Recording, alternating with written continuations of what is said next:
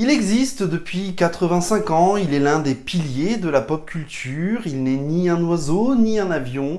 Bien évidemment, nous allons parler de Superman aujourd'hui, accompagné de mon cher ami DeviantProd, avec qui nous souhaitions vous faire une vidéo pour vous proposer, à notre humble avis, les meilleurs points d'entrée dans le monde des comics.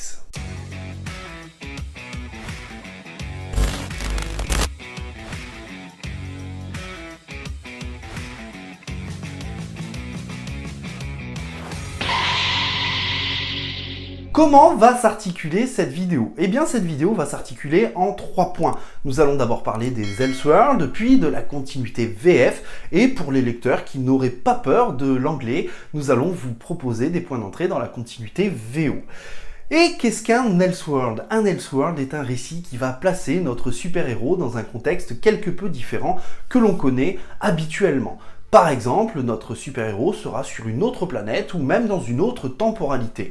C'est le cas par exemple pour Ultimate Spider-Man, pour Batman Vampire ou encore Superman Red Son qui est juste derrière moi et qui nous parle d'un Superman qui a atterri en Russie au lieu des États-Unis. Mais je vous rassure, je ne vous parlerai pas de Superman Red Son aujourd'hui. Non, le premier comics dont je vais vous parler, c'est tout simplement de Superman Les Origins, scénarisé par Mark Waid, dessiné par Leinil Francisciu, un récit qui est pour moi l'une des plus belles portes d'entrée dans l'univers de Superman et qui va nous conduire auprès d'un jeune Clark Kent qui va choisir de devenir Superman après un voyage en Afrique où il verra que la vérité et la justice sont des valeurs mises de côté dans notre monde. Nous y verrons donc ses débuts à Metropolis, ses débuts au Daily Planet, son amitié naissante avec Lois Lane, mais également Lex Luthor, qui deviendra aussi le pire ennemi de Superman. L'histoire est très bien ficelée et nous livre un récit qui préfère se concentrer sur la gestion de la double identité de Superman, la révélation de son existence aux yeux de tous plutôt que ses pouvoirs. C'est dynamique, c'est rythmé, c'est un récit que je vous recommande vivement. Et le deuxième récit que je vous recommande pour découvrir encore une fois les origines de Superman, eh bien c'est Superman Terre 1 en 2 tomes, scénarisé par J.M. Straczynski, dessiné par Shane Davis. C'est un récit qui va vous plonger dans un ton un peu plus moderne que le récit précédent, mais également différent.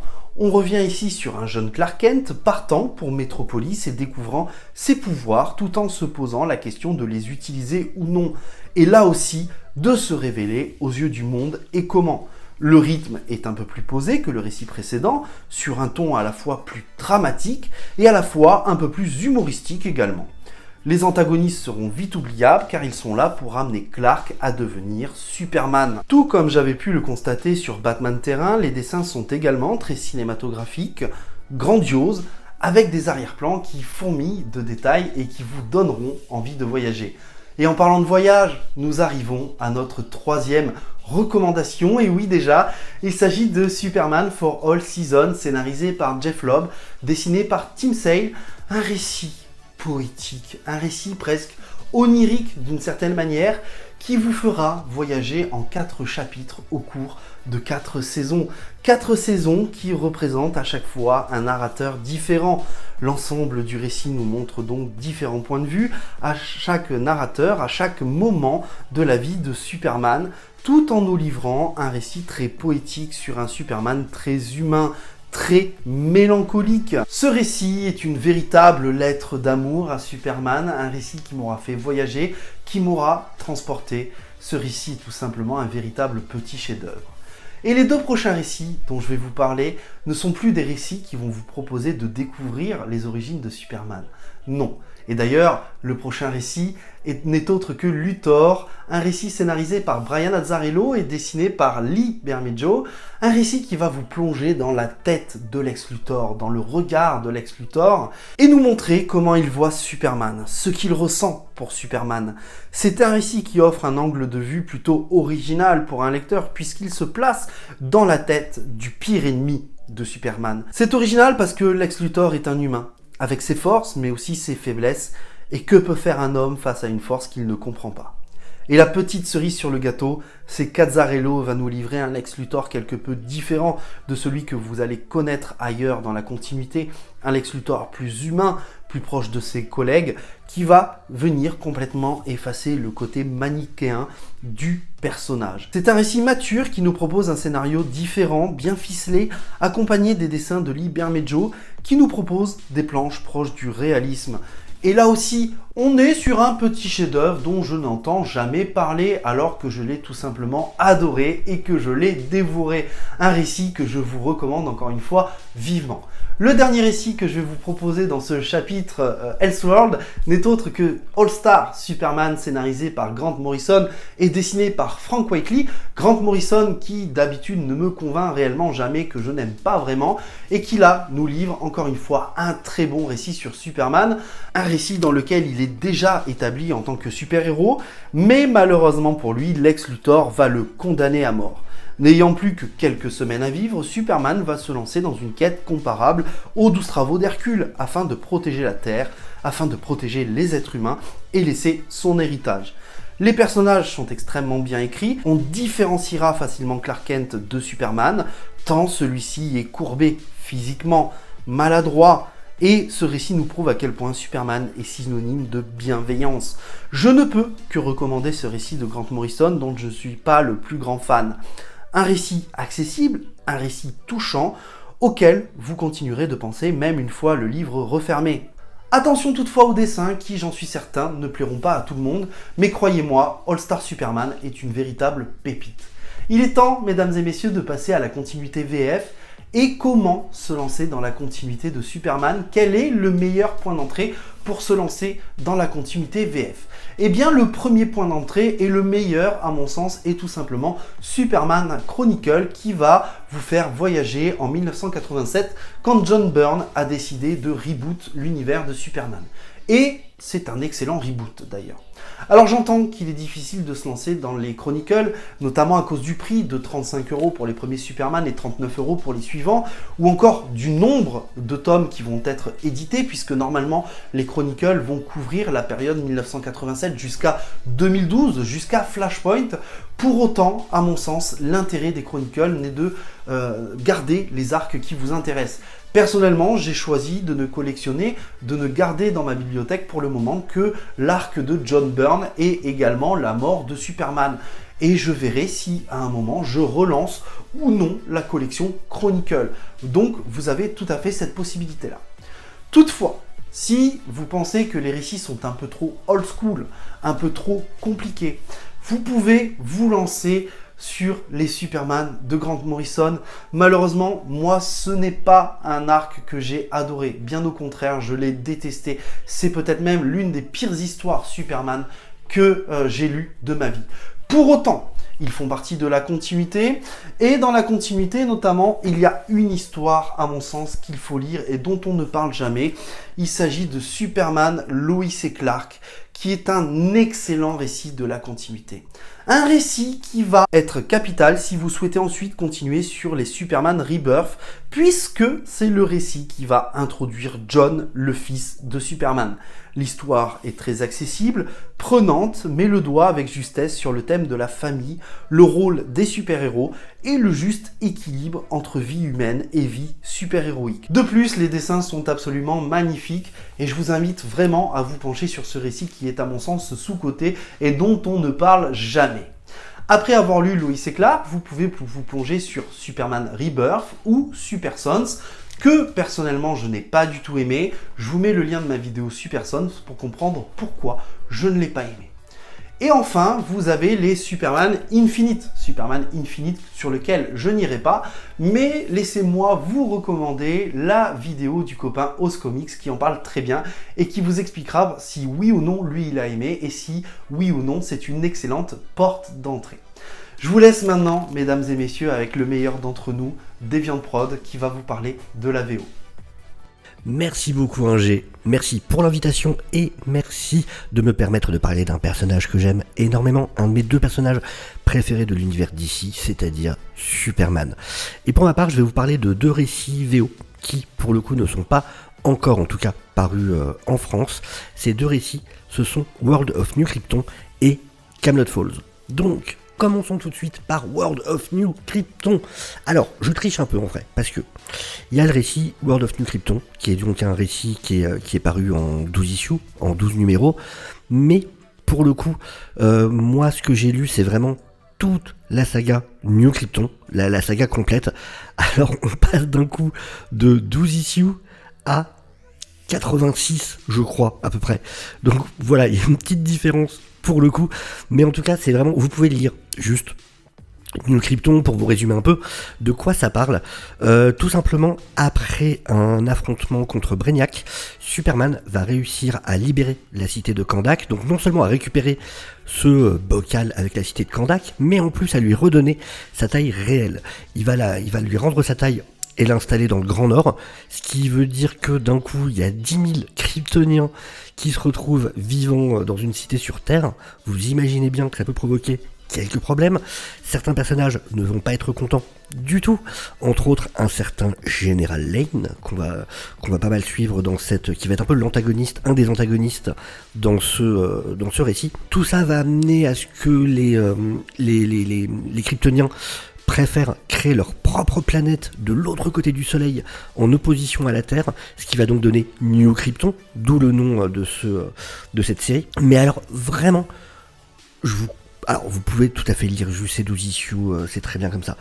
Mais qu'est-ce que c'est cool de lire vraiment la saga complète. C'est vraiment une saga hyper épique. Vraiment épique. On a un Superman qui va devoir faire des choix, qui va décider d'aller vivre sur New Krypton, tout simplement parce qu'il se méfie. Et surtout parce qu'il se méfie de Zod. Parce que Zod a été libéré de la zone fantôme, et la population de New Krypton le considère encore comme un héros, et va donc le désigner comme le chef militaire de New Krypton. Ce qui évidemment inquiète énormément Superman, qui va devoir non seulement aller vivre sur New Krypton, mais en plus accepter de travailler sous les ordres de Zod pour pouvoir le surveiller. C'est vraiment un arc qui prend des proportions énormes, avec une opposition entre la Terre et les Kryptoniens. Une des choses hyper intéressantes avec tout cet arc aussi, c'est le fait de mettre plein de personnages en avant qu'on n'a pas forcément l'habitude de voir. Alors on a, dans les plus connus, Supergirl, qui est très mise en avant parce qu'il y a le retour de ses parents, du coup, qui sont présents dans Kandor, et donc qui vont aussi réapparaître, avec sa mère qui va avoir un rôle très important tout au long de l'histoire. Mais on a aussi des personnages comme Nightwing et Flamebird qui font partie de la mythologie, vraiment du lore de Krypton, qui vont être très importants dans cette histoire. Et faut savoir que parce que pendant tout cet arc en fait, donc Superman n'était présent que dans les titres vraiment relatifs à cet event de New Krypton. Ce qui veut dire que dans Action Comics et dans Superman, dans ces deux revues principales, c'était d'autres personnages qui avaient pris le rôle principal. Et donc c'était par exemple dans Action Comics Nightwing et Flamebird, et dans Superman c'était Mon-El, qui est un personnage assez important aussi, et du lore de Superman et du lore de la Légion des super-héros, et The Guardian, qui est un personnage, je suis persuadé que pas mal ne connaissent pas, mais qui est aussi super intéressant. Et il y a vraiment beaucoup de personnages comme ça. La sœur de Lois Lane, qui est mise en avant aussi, qu'on voit rarement. Donc son père, le Général Lane. Vraiment, c'est un arc que je trouve absolument épique, et je ne regrette pas d'avoir préféré prendre le temps de lire les 86 issues, sachant qu'en plus, à l'écriture, on a James Robinson et Greg Rucka. Vous connaissez certainement plus Greg Rucka, pour le coup, qui est un gros nom de chez DC, entre autres pour son travail sur Wonder Woman, ou sur Gotham Central, ou sur Batman. Et au dessin, on a Pete Woods, qui fait un excellent travail, en tout cas, sur tout ça. Deuxième récit dont je veux vous parler, c'est un récit qui s'appelle Camelot Falls. Qu'est-ce que c'est Camelot Falls ? Alors, pour le coup, ça, vous pouvez le trouver en Deluxe. Il y a un Deluxe qui doit coûter un peu moins de 40 € pour le coup. Et vous aurez donc toute l'histoire complète. Camelot Falls, c'est en fait Superman qui va se retrouver... Alors, ça commence par Superman qui lutte contre Intergang. il va y avoir différents ennemis ensuite au fil de la série. C'est une série de Kirk Busiek, important de le préciser, monsieur le grand Kirk Busiek, avec au dessin Carlos Pacheco et Jesus Merino, donc excellent aussi niveau illustration. Et donc Superman doit d'abord lutter contre Intergang. On va ensuite avoir différents ennemis plutôt intéressants, je trouve, pas forcément extrêmement développés, mais qui ont tous des facettes quand même assez intéressantes. On va pas mal suivre la relation avec Lois, et vraiment, c'est un récit qui montre à quel point Clark et Lois sont faits pour être ensemble. On va en découvrir plus aussi sur le passé de Clark. On va voir Lana Lang, qui va être pas mal présente, aussi une autre des ex de Clark Kent, parce qu'on va découvrir un peu de flashback sur la vie du jeune Clark Kent qui voyageait à travers le monde pour découvrir, comprendre le monde, en savoir plus avant de devenir Superman. Mais surtout, un certain Arion, un ancien roi Atlante, qui a perdu une partie de ses pouvoirs, va voyager dans le futur jusqu'à l'époque du présent de Superman, pour lui dire Loulou, faut que t'arrêtes. Le problème, c'est super intéressant, ça va être la thématique de tout ce récit. En gros, c'est par ton existence, par le fait de repousser les menaces, tu prends la place de ce que devraient faire les hommes par eux-mêmes, donc tu les empêches de se développer au rythme auquel ils devraient se développer, et parce que tu fais reculer le mal à chaque fois, le problème c'est qu'il devient de plus en plus fort, et que tu vas provoquer au contraire la fin de l'humanité, que tu vas provoquer le pire des dangers à force d'éloigner, de vouloir faire le bien et d'éloigner le mal. Et donc c'est tout le questionnement pour Superman de qu'est-ce que je dois faire ? Est-ce qu'effectivement le fait d'aider les autres, je provoque à moyen long terme la fin de l'humanité et encore plus de mal que de bien ? Mais est-ce que je peux en tant que Superman rester sans rien faire quand quelque chose va mal ? Et donc ça va être tout ce questionnement que je trouve hyper intéressant pour le coup. Alors c'est un récit qui a des avis partagés pour le coup. Personnellement je trouve vraiment que les thématiques sont hyper intéressantes, et une des grosses critiques souvent c'est sur le fait des vilains qui sont pas extrêmement développés, mais les vilains ne sont que des excuses au final. Le vrai antagonisme c'est ce questionnement. Que faire ? Que faire quand quelqu'un qui voit l'avenir nous assure qu'en faisant le bien on provoquera plus de mal à terme ? Est-ce qu'on peut réellement se fermer ? Est-ce qu'on peut cesser de vouloir aider les autres ? Et surtout, est-ce qu'un personnage comme Superman peut accepter de ne pas aider les autres ? Donc voilà, ces deux récits que je trouve particulièrement intéressants, qui sont facilement trouvables pour le coup, donc que je vous conseille très fortement si vous êtes si la VO ne vous fait pas peur. En tout cas, ce sont deux récits qui méritent largement un peu de votre temps. Et voilà, merci en tout cas encore à Ingé de m'avoir invité. Merci à vous d'avoir écouté cette vidéo. N'hésitez pas bien évidemment à liker la vidéo d'Ingé. N'hésitez pas à vous abonner à la chaîne d'Ingé. N'hésitez pas à aimer Ingé. N'hésitez pas à faire un petit bisou sur le crâne d'Ingé, parce qu'il faut savoir que dans 73 pays, il est considéré comme un dieu de la fécondité. Et qu'Ingé porte bonheur, va porter bonheur sur votre vie, sur votre maison, sur votre foyer. C'est important d'avoir une petite statuette d'Ingé chez vous, quelque part, en général près de la cheminée. Merci en tout cas d'avoir suivi cette vidéo, c'est un véritable plaisir de faire ça avec vous, avec Ingé. Sur ce, je vous dis à très bientôt, prenez soin de vous et ciao ciao.